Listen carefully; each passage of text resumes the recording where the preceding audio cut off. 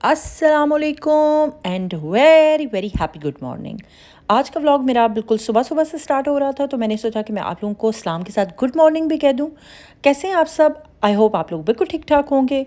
जो लोग मेरा व्लॉग रेगुलर देखते हैं उनको पता होगा कि मैं सुबह अर्ली 5 o'clock के अराउंड उठती हूँ। बच्चों को स्कूल भेजने के बाद मैं थोड़ी देर के लिए सो जाती हूँ। आज का जो मेरा व्लॉग है वो बेसिकली बहुत ही कॉमन एक टॉपिक जो हम सब की ज़िंदगी में बड़ा इंपॉर्टेंट है, किचन और किचन की क्लीनिंग। मैं किचन को रात में ही अच्छे से क्लीन कर देती हूँ और जो भी बर्तन वगैरह होते हैं वो मैं सुबह आके संभालती हूँ, क्योंकि अगर किचन क्लीन ना हो अच्छे से तो फिर सुबह जब मुझे बच्चों का नाश्ता बनाना होता है और बहुत तेज़ी से काम चल रहा होता है तो मैं कर नहीं पाती। मोस्टली मेरा बेटा भी उस वक्त उठ जाता है, फिर उसको भी मुझे किसी ना किसी काउंटर पर बिठाना पड़ता है अपने साथ, तो ऐसे में वो फिर काम मुमकिन नहीं होता। और बच्चों को स्कूल भेजने के बाद जो बर्तन वगैरह होते हैं वो मैं उस वक्त अब दोबारा से कबर्ड्स वगैरह में या जो भी उनकी जगह होती है वहाँ पे रखती हूँ जब मैं अपना और अपने बेटे के लिए ब्रेकफास्ट वगैरह बनाती हूँ। सो अभी मैं अपने बेटे के लिए पोरिज बना रही थी और साथ में मैंने अपने लिए लेमन और चिया सीड वाला वाटर मैंने रख दिया कि वो भी गर्म हो जाए और साथ साथ मैं वो पी लूँ और बर्तन भी साथ साथ संभलते जाएंगे। किचन में किचन काउंटर्स वगैरह इतने ज़्यादा नहीं हैं, तो फिर बर्तन जो है मैं मोस्टली यहाँ पे एक छोटा सा रैक होता है उस पर रख देती हूँ। और सुबह जब मैं उठती हूँ और किचन में आती हूँ तो सबसे पहले काम मेरा यही होता है कि बर्तन में दोबारा जो कैबिनेट्स वगैरह हैं उनमें रखूँ। एक इसकी रीज़न ये भी है कि जो मेरा बेटा है वो छोटा है, तो वो चीज़ें वगैरह जो मदर्स जिनके बच्चे छोटे होंगे उन्हें आइडिया होगा कि बच्चे बिल्कुल भी चीज़ें नहीं रहने देते। तो मैं अगर कहीं पे भी कोई चीज़ ऐसे वैसे रख दूँ तो वो सारा या तो उनको गिरा देता है या ले जाता है, तो वो फिर मुझे काफ़ी प्रॉब्लम होती है। तो फिर मैं सुबह जैसे ही उठती हूँ और किचन में आती हूँ तो उसके बाद पहला काम मेरा यही होता है कि मैं वो सारे बर्तन वापस उनकी कैबिनेट्स में रख दूँ, ताकि वो जो रैक्स वगैरह हैं जिन पे मैंने बर्तन रात को धो के सुखाने के लिए रखे थे तो वहाँ पे कुछ भी ना हो। खैर मेरा पानी वगैरह भी रेडी हो गया था। साथ में अपने बेटे के लिए जो ओट्स थे उनको रोस्ट कर रही थी, फिर उसके बाद मैं उसमें दूध वगैरह डाल के अच्छे से पका लेती। और मैंने अपना जो ये वाटर है ये भी क्योंकि पानी ऑलमोस्ट गर्म हो चुका था तो मैंने इसमें हनी और चिया सीड्स वगैरह पहले ही डाल देती हूँ, ताकि वो जो चिया सीड्स हैं वो थोड़े से गर्म पानी में, तेज़ गर्म पानी में सोख होके जल्दी से वो ज़रा फूल जाएँ, वो जो राइस से हो जाते हैं उस तरह हो जाएँ। और इतने में मैं जब तक कि वो पीने के काबिल होता, क्योंकि बहुत ज़्यादा तेज़ गर्म पानी कर लेती हूँ मैं, ताकि उस वक्त तो नहीं पिया जा सकता, तो थोड़ी देर के लिए जितनी देर में वो नॉर्मल होता है मैं बर्तन वगैरह संभाल लेती हूँ, बेटे का पोरिज भी रेडी कर देती हूँ। ये सब चीज़ें साथ साथ चल रही होती हैं। और आज का ये व्लॉग बनाने का मेरा एक रीज़न यही था ताकि मैं अपने जो ट्रिक एंड टिप्स वगैरह हैं वो आप लोगों के साथ शेयर करूं कि मैं कैसे रोज़ाना अपने किचन को मेंटेन रखती हूँ कम टाइम में और कम एनर्जी को यूज़ करते हुए, और क्लीन और नीट किचन रखती हूँ। क्योंकि किचन की क्लीनिंग और वॉशरूम्स की क्लीनिंग ये दो ऐसी जगह हैं जहाँ मेस भी बहुत ज़्यादा जल्दी होता है और उसकी क्लीनिंग भी डिपेंड करती है हमारे घर की क्लीनिंग पे। अगर आपने ये किसी भी घर में ये नोट करना है कि घर कैसा है, घर की क्लीनिंग कैसी है, हाइजीन का क्या सिस्टम है, तो उस घर के वॉशरूम और किचन से आइडिया हो जाता है कि वो घर कितना ज़्यादा हाइजीन और क्लीन रहता होगा। खैर जो मैंने बर्तन वगैरह सारे संभाल लिए थे। किचन में थोड़ी सी स्पेस की कमी है और मैं कोशिश करती हूँ किचन काउंटर में जितने भी अप्लाइंसेस हैं वो ना रखूँ, लेकिन मेरे पास और कोई ऑप्शन भी नहीं है उनको वहाँ रखने के अलावा। कुछ अरसे से मैं सोच तो रही हूँ कि मैं कोई ना कोई ऐसा रैक लेके आऊँ जिस पे मैं अपने मोस्टली यूज़ करने वाले जितने भी अप्लाइंसेस हैं वो उनको उधर रख लूँ, लेकिन उसके लिए भी मुझे अभी कोई स्पेस समझ नहीं आ रही कि मैं उसको कहाँ एडजस्ट कर सकूँ। मोस्टली सुबह के टाइम मेरे पास इतना ज़्यादा किचन में काम नहीं होता, क्योंकि मैं रात को ही किचन इतना डिटेल में और अच्छे से क्लीन करके सोती हूँ। वैसे तो मैं पूरा दिन ही उसको साथ साथ क्लीन करती रहती हूँ जो भी काम हो। अभी जो मैंने दिन में और सुबह के नाश्ते के जो बर्तन वगैरह थे वो जब जमा हो के बच्चे स्कूल से आ चुके थे, उन्हें खाना वगैरह खिला दिया था, तो मैं दिन में वो बर्तन वगैरह क्लीन कर रही थी ताकि जो भी थोड़ा सा मैस हुआ है वो साथ ही क्लीन हो जाए। रात का जब खाना होगा और रात के जो बर्तन होंगे और उस वक्त किचन भी क्लीन होगा। स्पेशली जो बच्चों वाली मदर है उसके लिए इतना ज़्यादा टाइम नहीं होता कि वो वन गो में एक लंबी क्लीनिंग करे, तो आप चंक्स में क्लीनिंग करें तो यही बेटर भी होता है अपनी हेल्थ के लिए भी, और अगर आपकी फैमिली है और डिपेंड करती है आप पे तो इस चीज़ के लिए भी यही होता है कि आप जैसे ही कुछ गंद बचे या कुछ भी आपने रोटी बनाई है कुछ भी है तो वो साथ ही आप उसको क्लीन कर दें।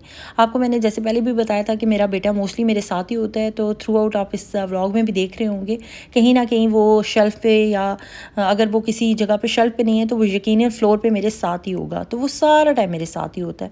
सो अभी मैं दोपहर और सुबह के जो भी थोड़े से बर्तन थे वो साथ साथ क्लीन करी थी, और जो थोड़ा बहुत कहीं मैस होता है वो साफ़ कर देती हूँ। मोस्टली मॉर्निंग दोपहर तक मेरे घर में किचन में इतना कोई काम नहीं होता, उसके बाद कुकिंग वगैरह स्टार्ट होती है और ये चीज़ें फिर चलती हैं, फिर आहिस्ता आहिस्ता थोड़ा सा गंद होना शुरू हो जाता है, जो कि मैं साथ साथ साफ़ करती रहती हूँ।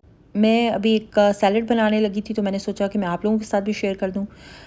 हमने कुछ अर्सा हुआ है कि अपनी लाइफ में हेल्दी ईटिंग जो है या हेल्दी लाइफस्टाइल और ईटिंग का जो है वो हमने अडॉप्ट करने की कोशिश की है, क्योंकि आफ्टर 30 बहुत सी ऐसी चीज़ें होती हैं हेल्थ इश्यूज़ की वजह से जो हम सभी को अपनी लाइफ में चेंज कर लेनी चाहिए। सो हम लोगों ने कुछ सैलड्स वगैरह ऐड किए हैं अपनी लाइफ में। पहले हम लोग इतना नहीं लेते थे, कभी हो गया तो बना लिया और खा लिया, लेकिन अभी कुछ टाइम से मैं रेगुलर कोशिश करती हूँ कि मैं कोई ना कोई सैलड ज़रूर बनाऊँ। आप लोगों के साथ भी ज़रूर प्रॉपर कभी किसी दिन शेयर करूँगी अपने सैलड्स वगैरह को। खैर, मैं आज जो सैलड बना रही थी काफ़ी ज़्यादा सिंपल और इजी सा सैलड है। बस ये है कि आप अच्छे से उनकी कटिंग्स वगैरह करें। वेजिटेबल जो भी आप डालना चाहते हैं या जो भी आपके पास मौजूद हो वो आप नाइसली अच्छे से कट करें, और ड्रेसिंग जो है वो थोड़ी सी उसकी अच्छी सी कर दें तो बस मज़ा आता है। बस मैंने इसमें ऐड कर लिया था, चिक पीस ऐड कर लिए थे और टूना को ऐड किया था। टूना अगर आपके पास ना हो तो आप चिकन भी डाल सकते हैं, चिक पीस ना हो तो आप कॉर्न्स भी डाल सकते हैं। जो भी आपके पास चीज़ मौजूद है आप अपनी तरह की वेरिएशन कर सकते हैं। आप जो रेड किडनी बीन्स हैं वो डाल सकते हैं। और ड्रेसिंग में मैंने सिर्फ ऑलिव ऑयल और ब्लैक पेपर और नमक वगैरह को ऐड किया था, और थोड़ा सा लेमन स्क्वीज़ करके और अच्छे से उसको मिक्स करके तो आप सर्व करें, खाएं ख़ुद भी और अपनी फैमिली को भी खिलाएं।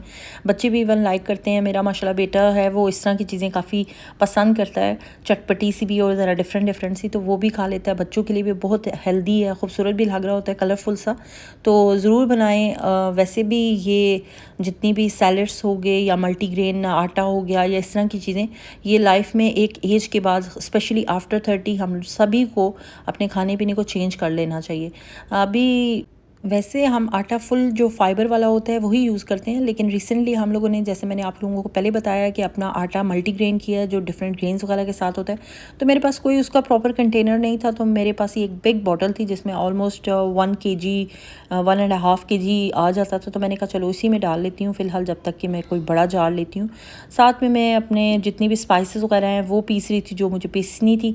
एक चीज़ और मैं करती हूँ कि जब भी मेरी कोई भी इस तरह की हर्ब, कोई भी स्पाइस या कोई भी किसी भी तरह की इस तरह के मसाले वगैरह की बॉटल ख़त्म होती है, यानी उसमें से चीज़ ख़त्म होती है, तो मैं उसको वॉश कर लेती हूँ। ऐसा नहीं कि मैं एक ही दफ़ा एक दिन सारी बॉटल्स निकालूँ उन्हें वॉश करूँ, ऐसा भी करती हूँ पर बहुत कम करती हूँ। मोस्टली ये ईजी होता है कि जो भी बॉटल खाली हो उसको अच्छे से धो के तो दोबारा उसके अंदर जो भी आपने डालना है दोबारा से उसको रीफ़िल करना है तो वो तब करें। और जितने भी अप्लाइंसेस होते हैं उनको साथ साथ अगर अच्छे से क्लीन करें तो वो गंदे होंगे ही नहीं। मेरे पास ये अप्लाइंसेस कम से कम भी 10-10 साल से ज़्यादा पुराने हैं और बड़े रेगुलर यूज़ होते हैं, उसके बावजूद इनकी कंडीशन बहुत अच्छी और साफ़ है। क्लीनिंग की एक और बड़ी ज़बरदस्त टिप, आप एक जो ग्लास क्लीनर होता है उसके अंदर थोड़ा सा वाटर डाल के, विनेगर डाल के एक अच्छा सा स्प्रे बना सकते हैं। वो आपकी किचन काउंटर, कैबिनेट, या अगर आपका स्टेनलेस स्टील का फ्रिज है या कोई भी इस तरह के अप्लाइंसेस है उनको साफ़ करने में बहुत ही ज़बरदस्त होता है। स्पेशली ये एंटीसेप्टिक भी होता है, जर्म्स किलर होता है और स्मेल भी एक अच्छी रहती है। किसी किस्म की हाउस फ्लाइज वगैरह हों वो भी नहीं आती। फिर एक और चीज़ बहुत इंपॉर्टेंट है, स्टॉक चेक करते रहना चाहिए हर 2 या 3 दिन के बाद। अपने फ्रिज में, अपने किचन कैबिनेट्स में जो भी चीज़ ख़त्म हो रही हो, रीफ़िल की ज़रूरत हो तो वो उसको कर लेना चाहिए, क्योंकि समटाइम आप कोई काम कर रहे होते हो और उस वक्त आपको पता लगता है कि ये चीज़ ख़त्म हो गई है, फिर वो आपने उसका जो बैकअप होता है या जो भी एक्स्ट्रा उसकी चीज़ रखी होती है वो प्रॉपर आप लोगों ने किसी अपनी पेंट्री प्रॉपर किसी जगह में रखी होती है, तो वहाँ से लेना निकालना तो बहुत ज़्यादा टाइम लगता है। इसलिए स्टॉक चेक बहुत ज़्यादा इंपॉर्टेंट होता है और ये भी पता लग जाता है कोई चीज़ एक्सपायर होगी, इसको फेंकना है या ये यहाँ पर जल्दी ख़त्म करना है, एक्सपायर होने वाली है, तो ये चीज़ बड़ी इंपॉर्टेंट होती है।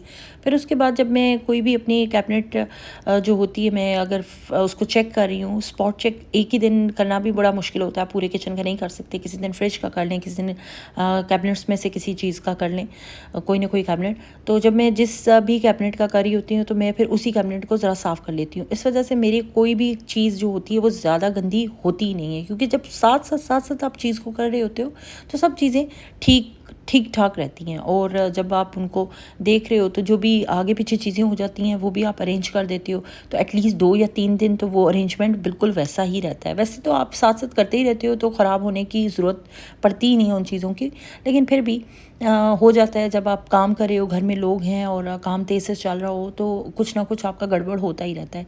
तो यही है कि हर 2-3 दिन बाद आप साथ-साथ किसी न किसी जगह को क्लीन करते रहो। फिर वही जो लिक्विड मैंने आपको विनेगर और किसी भी ग्लास क्लीनर और पानी के साथ मिक्स करके जो वो मैंने लिक्विड बोला था स्प्रे, वो ही मैं उन कबर्ड्स पे और जो मेरा किचन काउंटर है उस पे करती हूँ और अच्छे से उस कपड़े के साथ मैं उसको साफ़ वगैरह कर देती हूँ।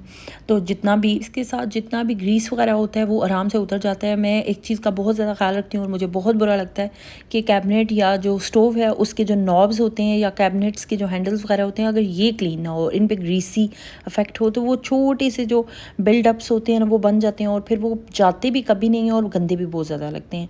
तो मैं जब भी क्लीनिंग करती हूँ तो ये चीज़ मैं ज़रूर अपने माइंड में रखती हूँ और इनको देख कर साफ़ करती हूँ।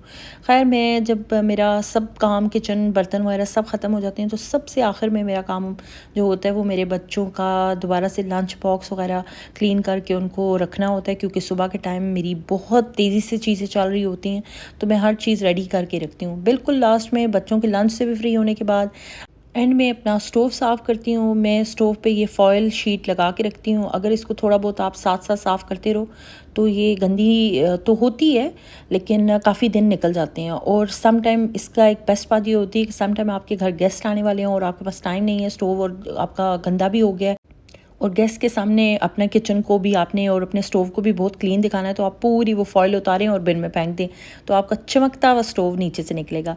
तो ये भी एक बड़ा अच्छा ट्रिक है। सो स्टोव का ये जो फॉइल पेपर है ये भी काफ़ी दिन चल जाता है अगर आप इसको केयर से यूज़ करें, चीज़ें इस पर नहीं गिरने दें, एहतियात करें।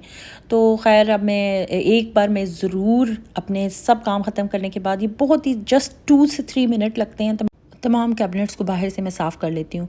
मेरे आजकल घर में ड्रेन्स वगैरह का कुछ मसला हो रहा था, बार बार ड्रेन जो है बंद हो जाते थे, तो फिर मैं ये एक ड्रेन ओपनर लेके आई थी। ऑलरेडी मैं इसे अपने वॉशरूम के सिंक्स के ड्रेन्स में डाल चुकी हूँ, काफ़ी इफेक्टिव है, तो मैंने सोचा कि अभी मैं डाल देती हूँ ताकि सुबह तक ये भी खुल जाए। मेरा ड्रेन थोड़ा सा ब्लॉक हो रहा था, वैसे तो मैंने स्टेनर रखा हुआ है लेकिन फिर भी पता नहीं क्यों हो जाता है, ग्रीस, शायद ग्रीस की वजह से। लास्ट में मैंने अपने लिए ज़ीरा वाटर बनाया। कभी कभी मैं रात में भी पी लेती हूँ अगर मेरा मूड करे, या मैं थोड़ी देर के लिए अगर मैंने नेटफ्लिक्स देखना हो तो चाय बनाने का दिल ना हो तो मैं चलो इसी को हॉट वाटर के तौर पर पी लेती हूँ। आज का मेरा ये किचन क्लीनिंग का व्लॉग ख़त्म हो गया है। अगर आप लोगों को अच्छा लगे तो प्लीज़ लाइक और सब्सक्राइब करें, अपने फ्रेंड और फैमिली के साथ शेयर करें, अपना बहुत सा ख्याल रखें, दुआओं में याद रखें। तब तक के लिए अल्लाह हाफ़िज़।